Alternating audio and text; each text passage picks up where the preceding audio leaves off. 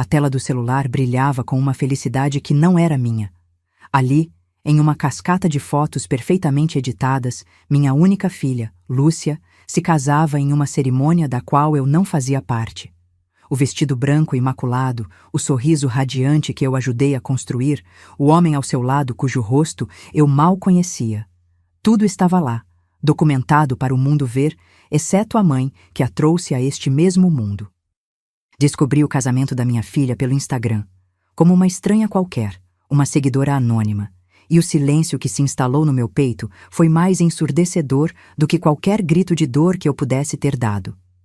O clique do meu dedo passando para a próxima foto era o único som na sala, um eco metálico da minha própria obsolescência, uma notificação fria de que meu papel em sua vida havia sido oficialmente encerrado sem aviso prévio, sem a decência de uma conversa. Antes de continuar, comente de onde você está assistindo. Eu adoro saber até onde minha voz chega. Isso fortalece nossa comunidade. Passei as imagens lentamente, uma a uma, como se me torturasse deliberadamente, buscando em cada pixel uma explicação que não existia. Vi a mãe do noivo, Mônica, uma mulher que eu encontrara apenas 2 vezes, ajeitando o véu de Lúcia com uma intimidade forjada, um gesto que sonhei em fazer desde o dia em que minha filha nasceu. Vi amigos distantes, primos que mal a visitavam, todos erguendo taças e celebrando um momento do qual fui deliberadamente apagada, como uma mancha em uma fotografia perfeita. A legenda, escrita em uma fonte elegante, era a sentença final. O dia mais feliz da minha vida, cercada por quem realmente importa. Cada palavra era um prego no meu caixão emocional, selando a verdade de que, para ela, eu já não importava mais. Cada curtida era uma facada. Cada comentário de parabéns, um insulto direto à minha existência. Desliguei o telefone, jogando-o no sofá como se queimasse, mas a imagem daquele sorriso feliz, um sorriso que eu não causei, continuava gravada na minha mente, projetada nas paredes escuras da minha sala. Por que ela faria isso? O que eu fiz para merecer ser excluída de forma tão cruel, tão pública, tão definitiva? As perguntas ecoavam no vazio, batendo contra os móveis e os porta-retratos de uma infância que agora parecia uma mentira. Não havia respostas, apenas a dor crua e lancinante da rejeição, uma ferida que eu sabia que não cicatrizaria facilmente, pois fora aberta pela pessoa que eu mais amava no mundo, a extensão da minha própria alma, que agora me tratava como uma desconhecida. Minha mente, em um ato de masoquismo, começou a rebobinar os sacrifícios. As noites em claro, quando ela tinha febre, o cheiro do remédio misturado ao meu perfume no travesseiro. As economias de uma vida inteira, guardadas em uma poupança que nunca rendia o suficiente para garantir sua faculdade particular. O carro que dei de presente na sua formatura, abdicando do meu próprio conforto para vê-la independente e segura. Lembrei-me, com uma clareza dolorosa que me tirava o ar, dos 50 mil reais que transferi para sua conta há exatos 6 meses. Um dinheiro guardado por uma década, o suor do meu trabalho, destinado a ajudar com a entrada de um apartamento ou, quem sabe, com a festa de casamento dos seus sonhos. Um sonho do qual fui sumariamente banida. Ela me disse que usaria o dinheiro para um investimento inicial em sua carreira, uma oportunidade única que a colocaria em outro patamar profissional. Agradeceu com um abraço rápido, quase protocolar, e um beijo estalado no meu rosto. E eu acreditei sem pestanejar. Como uma mãe não acreditaria na promessa de futuro de sua filha? Naquele momento, a ingenuidade do meu amor incondicional pareceu minha maior fraqueza, a arma que ela, com uma frieza que eu desconhecia, usou contra mim sem qualquer hesitação ou remorso. Aquele dinheiro não foi um investimento em sua carreira. Foi o preço da minha exclusão, o pagamento para que eu desaparecesse de sua nova vida. E eu, em minha devoção cega, financiei minha própria humilhação. Assinei o cheque que comprou o meu exílio. Os dias seguintes foram um borrão de tristeza e confusão. Tentei ligar dezenas de vezes, mas minhas chamadas iam direto para a caixa postal, uma voz metálica e impessoal anunciando a ausência da minha filha. Enviei mensagens longas, desesperadas, que permaneceram ali, com a marca de entregues, mas nunca lidas. A família, quando questionada por mim em busca de algum consolo ou explicação, desviava o olhar, murmurando desculpas esfarrapadas, dizendo que Lúcia tinha seus motivos e que eu deveria respeitar seu espaço. Fui isolada, transformada em uma pária dentro do meu próprio clã, e ninguém, absolutamente ninguém, se deu ao trabalho de me oferecer uma única palavra de conforto ou de me explicar o porquê de tanta crueldade. Eu estava sozinha, cercada por um muro de silêncio construído por minha própria filha. Onde foi que tudo mudou? Quando minha menina, aquela que segurava minha mão para atravessar a rua, se tornou essa estranha calculista, capaz de me apagar de sua história com um simples clique e um bloqueio no celular. Eu me sentia uma tola, uma velha inútil que já não servia para nada além de fornecer recursos financeiros quando conveniente.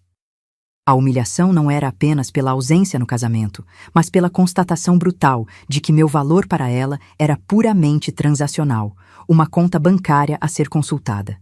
A dor da rejeição era superada pela vergonha de ter sido usada, de ter meu amor transformado em uma mera ferramenta para seus objetivos egoístas. Eu não era mais mãe. Era um caixa eletrônico sentimental que havia sido esvaziado e descartado. Decidi guardar meu luto em silêncio, como um animal ferido que se esconde para lamber as próprias feridas. Chorei sozinha, à noite, com o rosto afundado no travesseiro para que os vizinhos não ouvissem o som da minha alma se partindo. Permiti que a dor me consumisse por completo, até que não restassem mais lágrimas, apenas um vazio oco e gelado onde antes havia um coração pulsante de amor materno. Se o mundo da minha filha, um mundo que eu ajudei a construir tijolo por tijolo, não tinha mais espaço para mim, então eu aprenderia a viver sem ele, a respirar um ar que não tivesse seu cheiro. Contudo, mal sabia eu que o universo, em sua misteriosa e por vezes cruel sabedoria, estava prestes a me entregar a peça que faltava naquele quebra-cabeça devastador. 1 mês se passou. 1 mês de silêncio absoluto. Eu já estava começando a construir uma nova rotina frágil, uma rotina sem expectativas, sem esperar mensagens que nunca chegariam, quando meu telefone tocou, vibrando sobre a mesa de centro com uma insistência que me assustou. Era um número desconhecido, sem identificação. Atendi com hesitação, a mão trêmula, esperando que fosse mais uma ligação de telemarketing a interromper meu frágil e recém-conquistado processo de cura. Uma voz masculina, baixa e urgente, soou do outro lado da linha, quebrando o silêncio que se tornara meu companheiro constante. Aquele chamado não era um engano. Era o início de uma reviravolta que nem em meus sonhos mais selvagens eu poderia ter previsto. A voz do outro lado era tensa, quase um sussurro. Dona Teresa? Aqui é o Rafael, marido da Lúcia. Meu coração gelou, parando por um segundo antes de disparar em meu peito. O que ele, o homem que se casou com minha filha em uma cerimônia secreta, poderia querer de mim? Preciso falar com a senhora, mas tem que ser em segredo. Ninguém pode saber, especialmente a Lúcia e a minha mãe. A confusão inicial deu lugar a um estado de alerta. Havia mais naquela história do que a simples crueldade de uma filha ingrata. Havia uma trama por baixo, um segredo que me envolvia sem que eu soubesse. Naquele momento, a tristeza deu lugar a uma determinação fria e cortante. Naquele momento, decidi que o jogo havia mudado. Encontrei Rafael em um café discreto na Zona Sul, um lugar onde eu nunca ia, e que, por isso mesmo, era perfeito para aquela conversa clandestina. Ele parecia mais jovem e assustado do que nas fotografias do casamento, com olheiras profundas e mãos que não paravam quietas sobre a mesa. Assim que me sentei, ele começou a falar, as palavras saindo em um fluxo desordenado de culpa e desespero, sem nem mesmo esperar que o garçom se afastasse. Ele me contou que a ideia do casamento secreto, da minha exclusão deliberada, partira inteiramente de sua mãe, Mônica, uma mulher que, segundo ele, era movida por uma obsessão doentia por controle e status social, e que via em mim um obstáculo para seus planos grandiosos. Eu ouvia em silêncio, minha expressão neutra escondendo a tempestade que se formava dentro de mim, analisando cada palavra, cada hesitação, separando o remorso genuíno do medo de um homem encurralado. Ele não sabia, mas não estava falando com a mãe magoada, e sim com a juíza do seu destino. A história que ele desfiou era mais sórdida do que minha imaginação mais pessimista poderia ter concebido. Mônica, com uma habilidade de manipulação que beirava a psicopatia, convenceu Lúcia de que eu era uma influência negativa, uma figura antiquada e provinciana que aprenderia a um passado de simplicidade. Para os poucos convidados que ousaram perguntar sobre minha ausência, elas inventaram uma história sobre minha saúde frágil e meu temperamento difícil, pintando-me como uma mãe problemática que não suportaria a emoção do evento. O casamento, portanto, não foi apenas uma celebração, mas um ato performático, a prova final de que a lealdade de Lúcia agora pertencia a Mônica, a nova matriarca de sua vida. Cada detalhe que Rafael revelava era uma peça a mais no mosaico de uma traição meticulosamente planejada, e a imagem final que se formava era a de um complô, para me apagar não apenas de um dia, mas de uma vida inteira. Então, ele chegou ao ponto que mais me doía, a ferida que ainda latejava em meu peito. O dinheiro. Os meus 50 mil reais. Rafael baixou os olhos, a vergonha finalmente quebrando sua postura agitada. Ele me confessou que Lúcia e Mônica usaram cada centavo para pagar pela lua de mel extravagante em Paris, com direito a hotéis de luxo e jantares em restaurantes estrelados. A justificativa que deram a ele e que repetiam entre si em tom de deboche era que o dinheiro fora um presente de consolação, um bônus que a velha mãe finalmente ofereceu ao entender seu novo e insignificante lugar na hierarquia familiar. A crueldade do ato, a frieza com que transformaram meu sacrifício em um luxo para si mesmas, me deixou sem ar. Naquele instante, a última brasa de tristeza que ainda ardia em mim se extinguiu, dando lugar a um frio cortante, uma fúria lúcida e determinada que tomou conta de cada célula do meu corpo. O suposto investimento de Mônica, a grande promessa de 200 mil reais para a abertura de uma empresa, era outra farsa. Rafael explicou, com a voz embargada, que o dinheiro veio atrelado a um contrato leonino, um documento que ele só viu depois de assinado por Lúcia. O contrato tornava Mônica a sócia majoritária e administradora de fato, dando a ela controle total sobre as finanças e as decisões do negócio. Lúcia e ele seriam meros funcionários de fachada, presos a uma dívida impagável e a uma dependência financeira que os manteria sob o domínio dela para sempre. Lúcia, cega pela ganância e pela promessa de uma vida de aparências, concordou com todos os termos sem hesitar, vendendo não apenas a minha lealdade, mas também a própria liberdade e a do homem com quem acabara de se casar. A teia de Mônica era complexa e minha filha havia mergulhado nela de cabeça. Antes de ir embora, Rafael me entregou um pequeno pendrive preto. "Está tudo aí", ele disse, sua voz quase um sussurro. Os e-mails trocados entre Lúcia e minha mãe, as cópias das transferências bancárias, o contrato absurdo que ela o forçou a aceitar. "Eu não quero mais fazer parte disso, Dona Teresa. Elas me usaram tanto quanto usaram a senhora." Sua confissão parecia nascida de um misto de covardia e um lampejo tardio de decência. Ele percebeu que era apenas um peão no jogo de poder de sua mãe e de sua esposa, e agora buscava uma saída, mesmo que isso significasse trair as duas. Agradeci com uma calma que o surpreendeu, pegando o objeto que continha a ruína delas. Por dentro, eu era um vulcão prestes a entrar em erupção, mas por fora, minha serenidade era a promessa silenciosa de uma retribuição implacável. Voltei para casa e, por horas, mergulhei no conteúdo daquele pendrive. A verdade, em sua forma mais crua e digital, estava ali, em cada linha de texto, em cada anexo.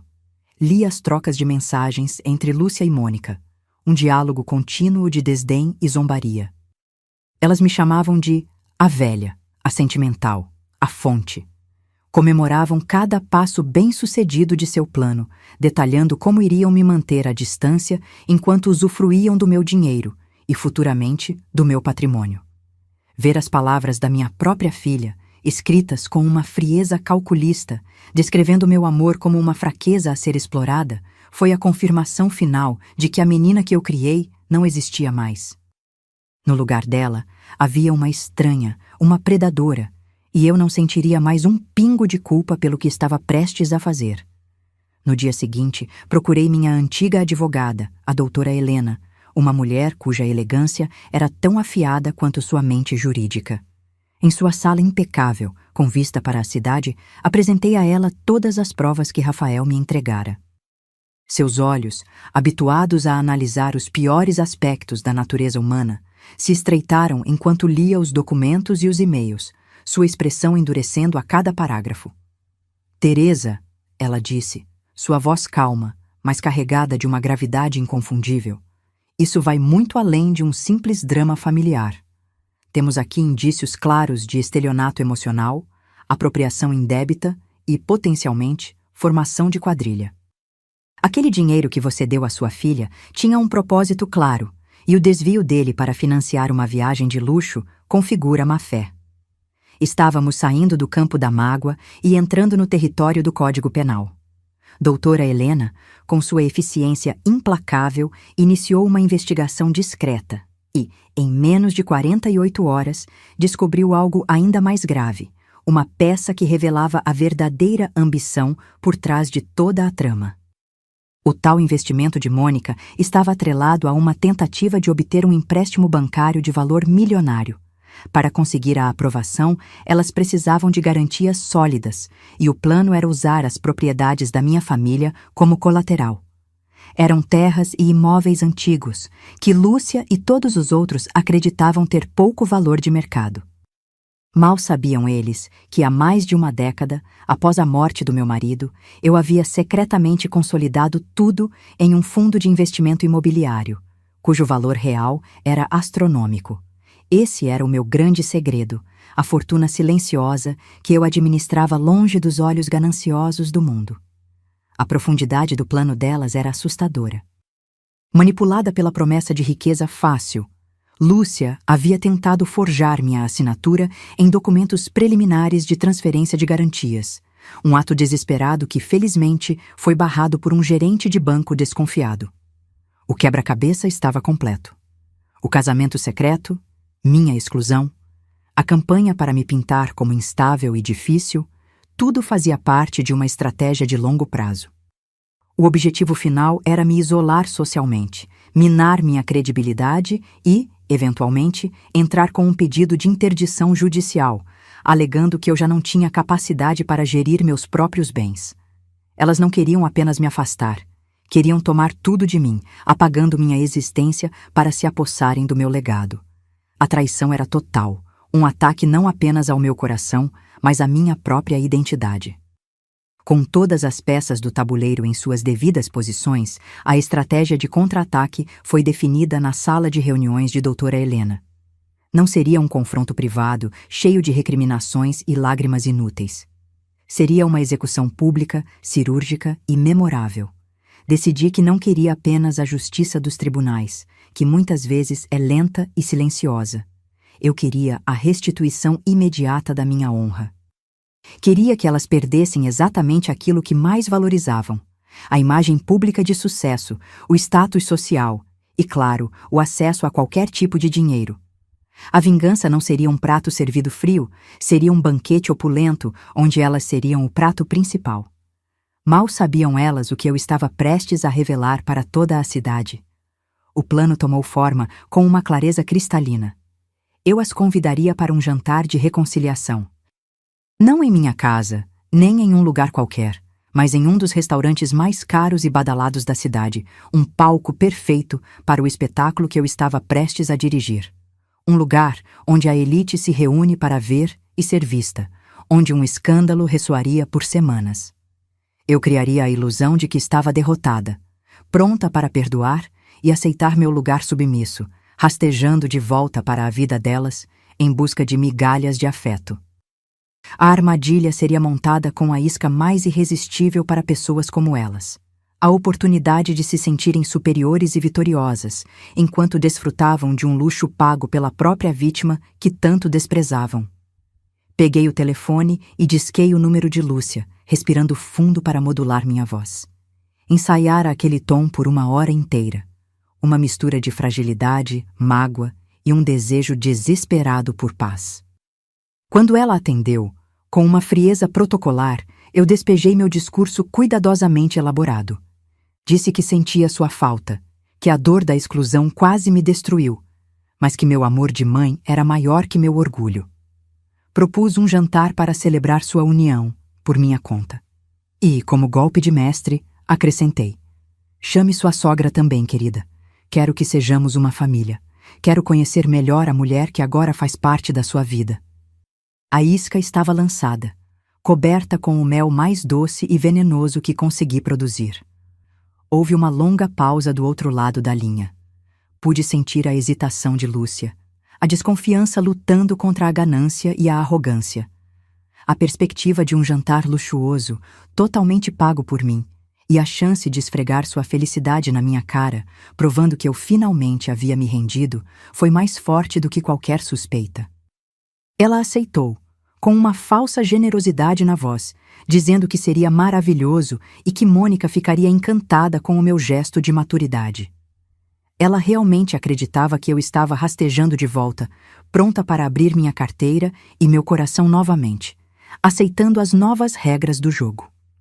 Mal podia esperar para me ver humilhada, sem imaginar que a única humilhação daquela noite seria a dela. Nos dias que antecederam o jantar, trabalhei com doutora Helena para finalizar todos os preparativos. Ela preparou um dossiê impecável, com cópias autenticadas dos e-mails, das transações bancárias, do contrato de Mônica e a peça principal, o laudo grafotécnico que confirmava a tentativa de falsificação da minha assinatura. Cada documento era uma bala na agulha, pronta para ser disparada no momento certo. Enquanto ela cuidava da parte legal, eu cuidava da minha própria transformação. A mulher chorosa e frágil que se trancou em casa por um mês deu lugar a uma estrategista fria e paciente. Eu não sentia mais dor, apenas um propósito claro. Eles não podiam imaginar o que eu guardava em silêncio, a força que nasceu das cinzas da minha maior decepção. A noite do acerto de contas se aproximava, e uma calma surpreendente se instalou em mim. Era a serenidade de quem sabe exatamente o que vai acontecer, de quem controla todas as variáveis. O palco estava montado, os atores involuntários haviam confirmado presença e o roteiro da sua derrocada estava escrito e memorizado. Eu não era mais a personagem coadjuvante na história de sucesso da minha filha. Eu era a diretora, a roteirista e a protagonista da minha própria narrativa de justiça. O jantar não seria uma celebração, mas um tribunal. E eu, Teresa, a matriarca que eles julgaram acabada, estava prestes a proferir a sentença final, um veredito que ecoaria por muito tempo em suas vidas vazias e ambiciosas. A cortina estava prestes a subir. O restaurante era um santuário da elite da cidade, um lugar onde o som mais alto era o tilintar discreto de talheres de prata contra a porcelana fina. Cheguei primeiro, deliberadamente, para absorver a atmosfera, para me sentir dona do palco que eu mesma havia escolhido para o ato final. Vestia um terninho de linho escuro, de corte impecável, uma armadura de elegância que contrastava com a imagem de mãe frágil e abandonada que elas cultivavam em suas mentes. Escolhi uma mesa no centro do salão, um ponto de observação privilegiado e, mais importante, um local onde nossa presença seria notada por todos. A calma que me preenchia não era a ausência de sentimento, mas a presença absoluta de um propósito. Eu não era uma convidada para um jantar. Eu era a maestrina de uma orquestra prestes a executar a sinfonia da derrocada delas, e cada detalhe, da iluminação suave ao cheiro de comida cara, era parte da minha composição. Lúcia e Mônica chegaram juntas, pontualmente, como se a precisão fosse uma virtude que pudessem reivindicar. Elas flutuavam pelo salão, um duo de arrogância e presunção, vestidas em grifes que gritavam riqueza recém-adquirida. Mônica ostentava um colar de pérolas que parecia pesado demais para seu pescoço, e minha filha usava um vestido de seda vermelho, uma cor ousada para quem tinha tanto a esconder. O sorriso que me ofereceram era uma obra de arte da falsidade, uma mistura de pena e condescendência. Elas se sentaram, Mônica me avaliando de cima a baixo com um olhar crítico e Lúcia ajeitando o cabelo com um gesto displicente. Para elas, eu era uma relíquia do passado, uma peça de mobília antiga que elas, por caridade, haviam concordado em tirar do porão por uma noite. Mal sabiam que a antiguidade que viam era, na verdade, a solidez de uma fortaleza prestes a desabar sobre suas cabeças. Rafael chegou alguns minutos depois e sua entrada foi o contraponto perfeito à delas. Enquanto as duas exalavam uma confiança inabalável, ele parecia carregar o peso do mundo em seus ombros. Seu rosto estava pálido e ele evitava meu olhar, focando em um ponto qualquer acima da minha cabeça. Ele se sentou em silêncio, respondendo às perguntas de sua mãe e de Lúcia com monossílabos. Para elas, seu comportamento era apenas um sinal de cansaço, após um dia de trabalho. Para mim, era a atenção palpável de um homem que sabia estar sentado em uma bomba relógio. Lancei-lhe um único olhar, um aceno quase imperceptível de reconhecimento e comando. Ele era a minha apólice de seguro, a testemunha que transformaria minhas acusações em fatos irrefutáveis. Sua presença nervosa era o prenúncio silencioso da tempestade que estava por vir. O trovão distante que apenas eu conseguia ouvir. Deixei que a conversa fluísse em torno de mim, um rio de trivialidades e mentiras. Mônica, como a grande matriarca autoproclamada, dominava o palco. Ela descreveu com detalhes excruciantes a suíte do hotel em Paris, a vista da Torre Eiffel, o sabor do champanhe que beberam à minha custa. Falou com um entusiasmo calculado sobre os planos ambiciosos para a empresa, um negócio que, segundo ela, revolucionaria o mercado e colocaria o nome da família em um novo patamar. Cada frase era uma alfinetada, uma demonstração de poder, um lembrete de que eu estava do lado de fora, olhando para dentro de uma vida da qual fui expulsa. Eu apenas sorria, um sorriso enigmático, e bebia meu vinho lentamente, deixando que elas se embriagassem com o som de suas próprias vozes, inconscientes de que cada palavra era mais uma pá de terra sobre seu próprio túmulo. Lúcia desempenhava seu papel de filha devota à nova família com uma perfeição nauseante. Ela concordava com tudo que Mônica dizia, acrescentando seus próprios floreios sobre como estava feliz e realizada, como finalmente se sentia parte de algo grandioso. De vez em quando, ela se voltava para mim com um olhar que pretendia ser de compaixão, dizendo coisas como: "Fico feliz que você esteja aqui, mãe. É importante para mim que você veja como estou bem." Elas realmente acreditavam que eu estava ali para ser doutrinada, para aceitar a nova ordem das coisas, e talvez para abrir minha carteira mais uma vez em troca de um lugarzinho ao sol. Eu as deixei construir seu castelo de cartas, permiti que se sentissem vitoriosas e no controle. A queda seria muito mais espetacular quando elas estivessem no topo, olhando para baixo com desdém, sem perceber o abismo que se abria sob seus pés. Quando os pratos principais foram retirados e as xícaras de café servidas, soube que o momento havia chegado. O zumbido do restaurante era o pano de fundo ideal. Ergui minha mão e o garçom se aproximou. Pedi a ele que trouxesse uma garrafa do melhor champanhe da casa. Lúcia e Mônica trocaram um olhar de surpresa e satisfação. A velha estava finalmente cedendo, celebrando a vitória delas. Quando a garrafa chegou e as taças foram servidas, eu me levantei. Não de forma hesitante, mas com uma postura ereta, firme. Peguei minha taça e a ergui no ar. "Gostaria de propor um brinde", anunciei. Minha voz, que por toda a noite fora suave e contida, agora soava clara e potente, cortando o murmúrio do salão. O silêncio se instalou em nossa mesa. Os comensais ao redor, sentindo a mudança na atmosfera, começaram a nos observar. "Um brinde", comecei, olhando diretamente nos olhos da minha filha, ao seu casamento. Um evento tão belo e exclusivo que tive o prazer de assistir pelo Instagram, como uma espectadora privilegiada do seu novo mundo.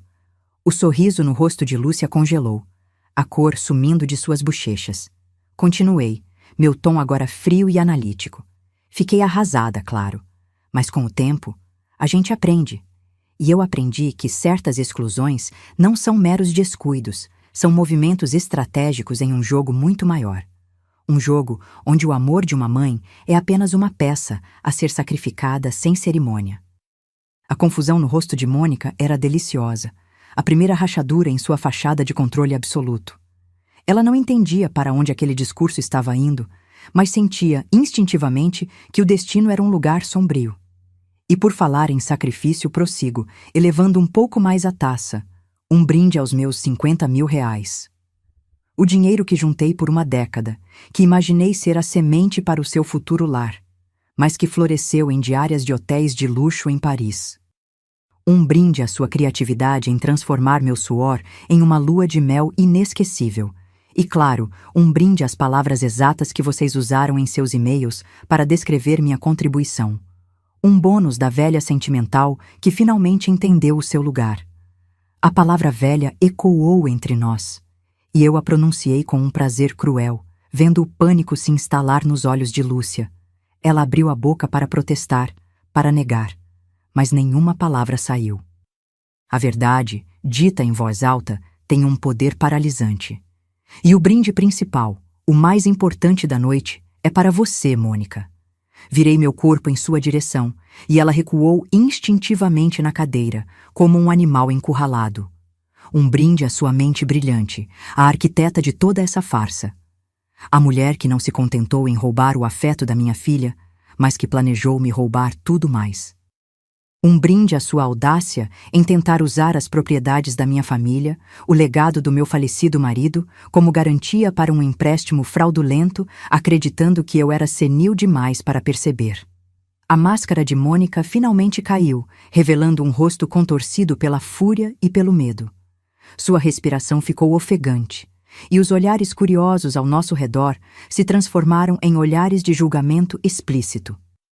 Com uma calma teatral, coloquei minha mão dentro da minha bolsa e retirei um grande envelope pardo, grosso e pesado com o peso da verdade.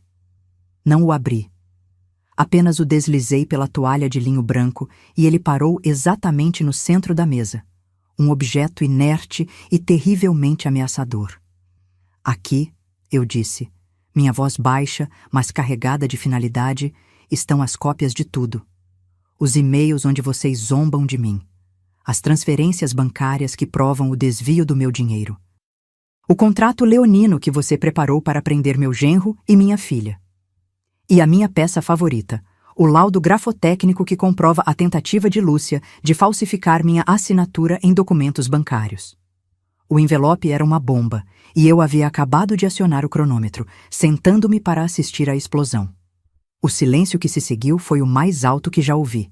Era um vácuo, um buraco negro de choque e humilhação que sugava todo o som do restaurante. As pessoas nas mesas vizinhas não mais disfarçavam. Elas nos encaravam abertamente, os garfos parados a meio caminho da boca, testemunhando o colapso de uma família. Foi Lúcia quem quebrou o feitiço. Sua voz, um fiapo de som, um sussurro desesperado que mal atravessou a mesa. Mãe, o que você está fazendo? Por favor, pare com isso. A súplica não era de arrependimento, mas de pânico social. Ela não estava preocupada com a dor que me causou, mas com a vergonha de ser exposta, de ter sua imagem cuidadosamente construída demolida diante da plateia que ela tanto se esforçava para impressionar. Eu a encarei, não com a fúria de uma mãe traída, mas com o desinteresse de uma juíza proferindo uma sentença. Estou fazendo o que deveria ter sido feito há muito tempo, Lúcia. Estou colocando as coisas em seus devidos lugares. Você não é uma vítima das circunstâncias. Você foi uma participante ativa e cúmplice de um esquema criminoso. E você, Mônica, eu disse, virando-me para a mulher que agora tremia incontrolavelmente, cometeu o erro clássico dos arrogantes. Subestimou seu oponente. Você olhou para mim e viu uma velha frágil, sentimental e fácil de manipular. Você não viu a mulher que construiu um patrimônio do nada, que protege seu legado com a ferocidade de uma leoa e que, acima de tudo, não tolera traição. Minhas palavras eram lâminas e eu as cravava com precisão cirúrgica. Foi então que Rafael, até aquele momento uma estátua de tensão, finalmente se moveu. Ele pigarreou, e quando falou, sua voz era surpreendentemente firme, ressoando com a clareza da convicção. É tudo verdade. Cada palavra. Ele não olhou para mim, mas para sua mãe e sua esposa. Eu vi os e-mails. Eu vi o contrato. Elas planejaram tudo, me usando como um peão, assim como usaram a Dona Teresa. A confirmação dele foi o golpe de misericórdia. Não era mais a minha palavra contra a delas. A traição agora vinha de dentro de seu próprio círculo, de um aliado que elas julgavam controlado. O testemunho de Rafael removeu a última sombra de dúvida, transformando a cena de um drama familiar em uma confissão pública de culpa. A reação de Mônica foi primitiva. Ela tentou se levantar, derrubando sua taça de champanhe, o líquido dourado se espalhando pela toalha branca como uma mancha de sua honra perdida. Isso é uma calúnia, uma mentira. Ela gaguejou, mas sua voz não tinha força, e seu rosto, pálido e suado, a desmentia. Todos no restaurante a olhavam com uma mistura de pena e desprezo. Lúcia, por outro lado, simplesmente desmoronou. Ela enterrou o rosto nas mãos e começou a chorar. Soluços altos e convulsivos que não eram de remorso, mas de pura e absoluta humilhação. A imagem de perfeição, a vida de sucesso, o futuro brilhante, tudo se dissolveu naquele instante, sob as luzes impiedosas de um restaurante caro, deixando apenas a carcaça de sua ganância e de sua crueldade. Com a cena da destruição completa diante de mim, eu me levantei. Alisei meu terninho, sentindo-me mais alta e mais forte do que em anos. Este jantar acabou, anunciei com uma calma final. A conta já está paga. Considerem este o último centavo que verão de mim, um presente de despedida. A partir de amanhã, vocês não terão que responder a mim, pois eu já não me importo. Vocês responderão aos meus advogados e à justiça. E com isso, dei as costas à mesa, ao caos, à ruína que elas mesmas criaram. Caminhei em direção à saída com passos firmes, sem olhar para trás nem uma única vez, deixando-as para trás, afogando-se no silêncio ensurdecedor de sua própria desgraça, sob os olhares de 100 jurados anônimos. A cortina do meu espetáculo havia caído. Ao cruzar a porta do restaurante, o ar frio da noite foi como um batismo, lavando de mim os últimos vestígios da mulher que eu era quando entrei. Não olhei para trás, pois não havia nada ali que me pertencesse mais. O som dos meus saltos no asfalto era a única música que eu precisava, uma percussão constante marcando o ritmo da minha nova liberdade. Eu não sentia euforia ou ódio, mas uma clareza profunda, a serenidade de uma tempestade que finalmente se dissipou, deixando para trás um céu limpo e um horizonte vasto. Enquanto caminhava para o meu carro, sabia que doutora Helena já havia sido notificada. As engrenagens da justiça, que eu mesma lubrifiquei com minhas lágrimas e minha determinação, já estavam girando. A investigação por fraude, estelionato e falsificação contra Mônica estava oficialmente aberta, e o congelamento de seus bens era uma questão de horas, não de dias. A ruína dela não seria um espetáculo público, mas um lento e silencioso desmantelamento burocrático, o que, para uma mulher obcecada por status, era uma punição ainda mais cruel. Para Lúcia, a consequência foi mais direta, mais pessoal e, a meu ver, infinitamente mais dolorosa. Na manhã seguinte, não foi uma mensagem de ódio ou um telefonema carregado de recriminações que ela recebeu, mas a visita fria e impessoal de um oficial de justiça. O documento que ele lhe entregou era simples, direto e irrevogável. Uma notificação formal de que ela havia sido legalmente deserdada, removida de qualquer testamento passado, presente ou futuro. Todas as procurações que um dia lhe conferi, todos os acessos a contas conjuntas, todas as chaves de propriedades da família, tudo foi revogado. O cordão umbilical financeiro e legal que a ligava ao meu patrimônio foi cortado com a precisão de um bisturi. Pela primeira vez em sua vida adulta, minha filha estava completamente por conta própria, obrigada a encarar o mundo com os recursos que ela mesma foi capaz de construir, que, como eu agora sabia, eram praticamente nenhuns. A lição mais dura não seria a falta do dinheiro, mas a ausência do porto seguro que ela destruiu. O poder não apenas mudou de mãos, ele foi devolvido ao seu lugar de origem, à fonte de onde nunca deveria ter sido desafiado. Minha vitória não foi conquistada com gritos, mas com o silêncio do planejamento e a força dos fatos. A história do Jantar da Verdade, como ficou conhecida, espalhou-se por nossos círculos sociais com a velocidade de um incêndio, destruindo a reputação que Mônica e Lúcia levaram anos para construir com base em mentiras e aparências. Elas, que tanto valorizavam a imagem, que viviam para a aprovação do olhar alheio, tornaram-se párias. A humilhação que tentaram me impor em segredo foi devolvida a elas em praça pública, amplificada por centenas de vozes. Descobri que a verdadeira força não está na capacidade de atacar, mas na resiliência para suportar o ataque e, no momento certo, usar o próprio peso do adversário para derrubá-lo. Eu não precisei empurrá-las, apenas retirei o chão sob seus pés. Ao chegar em casa naquela noite, a mesma casa que por semanas pareceu uma prisão de memórias dolorosas, senti algo novo. O silêncio não era mais sinônimo de solidão, mas de paz. Cada cômodo, cada objeto, parecia me pertencer de uma forma que não pertencia antes. Fui até meu quarto e abri uma caixa de veludo que não tocava há anos. Dentro havia fotos da minha juventude, de antes de ser mãe, de quando eu era apenas Teresa. Olhei para aquela mulher de sorriso confiante e sonhos próprios e senti como se a estivesse reencontrando após uma longa viagem. A dor da traição, por mais profunda que tenha sido, serviu a um propósito inesperado. Ela me forçou a me despir do papel de mãe abnegada que me consumiu por inteiro e a redescobrir a mulher que existia por baixo de todas as camadas de sacrifício. Eu não era mais definida pela ingratidão da minha filha, mas pela minha própria e inabalável resiliência. Aquela noite emblemática no restaurante não foi o ponto final de uma vingança, mas o ponto de partida da minha própria reconstrução. A justiça, para mim, não era sobre vê-las sofrer, mas sobre garantir que elas nunca mais tivessem o poder de me fazer sofrer. Era sobre restaurar a minha dignidade, sobre transformar a maior ferida da minha vida na mais poderosa prova da minha força. Nos dias que se seguiram, comecei um processo de purificação. O quarto de Lúcia, intocado desde que ela se mudou, foi o primeiro a ser transformado. Doei suas roupas, seus livros, seus móveis. Não com raiva, mas com o desapego de quem arquiva um capítulo encerrado.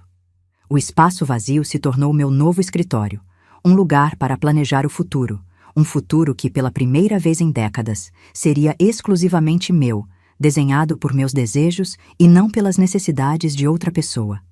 Cada caixa levada para fora era um peso a menos na minha alma. Uma semana depois, comprei uma passagem só de ida para a Grécia, um sonho que meu falecido marido e eu sempre adiamos. Eu iria ver o azul do mar Egeu, caminhar por entre ruínas antigas e me sentar em cafés sem pressa, apenas com a companhia dos meus próprios pensamentos. A viagem não era uma fuga, mas uma celebração, uma comemoração da minha autonomia recém-conquistada. Antes de partir, recebi uma única mensagem de Rafael. Ele pedia desculpas. Dizia que havia entrado com o pedido de divórcio e que desejava que eu encontrasse paz. Respondi de forma breve e educada, sem oferecer perdão, mas também sem guardar rancor. A paz dele, assim como a minha, era uma jornada individual. Eu o usei como uma ferramenta para a minha justiça, e ele me usou como um catalisador para a sua própria libertação. Nossas dívidas estavam quites. Seu destino, assim como o de Lúcia, já não me dizia mais respeito. A confirmação final da minha vitória veio em uma reunião com doutora Helena, dias antes do meu embarque. Ela me mostrou os documentos que comprovavam o bloqueio total dos bens de Mônica e o avanço rápido do processo criminal. A tentativa de fraude era tão grosseira, as provas tão contundentes, que a condenação era praticamente certa.